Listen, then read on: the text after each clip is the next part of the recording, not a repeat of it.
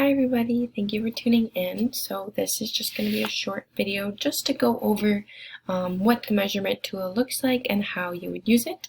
So this is a document with the measurement tool. As you can see, it's just a simple chart. So basically you would go through and you would fill this out, going through each section, and you would use your technology that you chose and the learning goals that go along with the task that is at hand. So to start off with the engagement, there are three different areas that it focuses on, which I kind of described in the post previously, but I will just read them. So the technology allows students to focus on the assignment or activity with less distraction. This is students' time on task, just making sure that students are focused and they are actually engaged in the information and content that they are learning. So we can either give that technology a score of a 0 for doing this, a 1 for somewhat doing this, or a 2 for yes, it does this. The next one is technology motivates students to start the learning process. This means that the technology, it really gets students into learning and they are becoming part of the learning process and not just rushing towards a product of learning. And the last one in the engagement is that the technology causes a shift in the behavior of students where they move from passive to active social learners. This is often through co-use where students are working with another peer of theirs. So this section really just focuses that students are discussing what they're learning and they are being the learners themselves and not just having the information handed to them. The next section is enhancement. So the first one for this section is that the technology allows students to develop a more sophisticated understanding of the learning goals or content.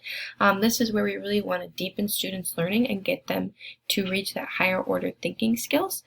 So if the technology does this, it would get a 2. If it somewhat kind of reaches students to reach higher order thinking skills, it would get a 1, and then a 0 would be not at all.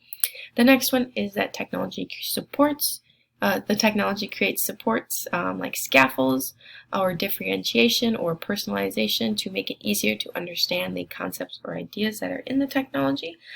So this might mean that there are just some different options that might pique students' interests for personalization, or maybe some sort of differentiation for the different diversity of students in your classroom.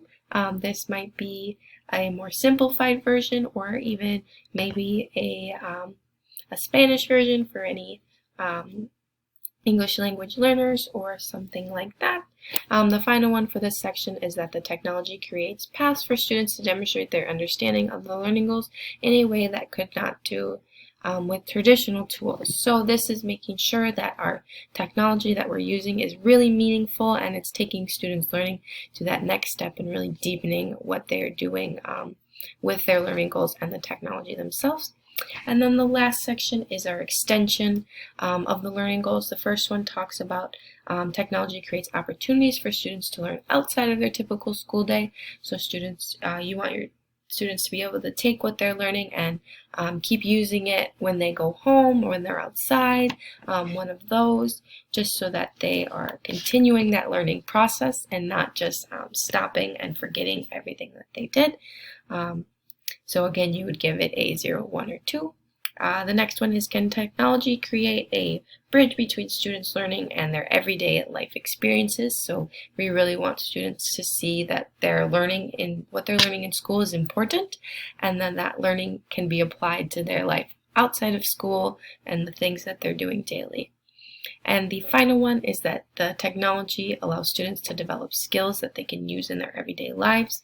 I also talked about this in the post a little bit, but this is like creativity, collaboration, communication, problem-solving skills, things that students may be utilizing while they're working through the technology and the tasks that they have to do, but they can continue to build those skills through that work and then utilize them and keep using them when they're even outside of school and outside of using the technology. So then you would add up the total points and you would get a score out of 18, which would be what you get. And to read the results, if you got a 13 out of 18 points, that's going to mean that this technology has great potential. It's really doesn't probably need a whole lot of extra support or changes to it. And it's ready to go pretty much as is. If you had a score of 7 to 12 points, this means that the technology and the learning goals have average potential, but it really depends on the instructional moves that are being made inside the classroom around the technology tool itself, and it can often depend on some of the classroom management that's going on. And then if you had a score for your evaluation of 6 or below, this means that it's pretty low potential for itself's integration into the classroom, and it's going to need a lot of strong instructional moves around the tool or just some better planning in general. So that is pretty much it for the evaluation, the EEE evaluation rubric and how to use it. I hope this was helpful, and please continue reading or let me know of any comments that I can help answer. Thank you.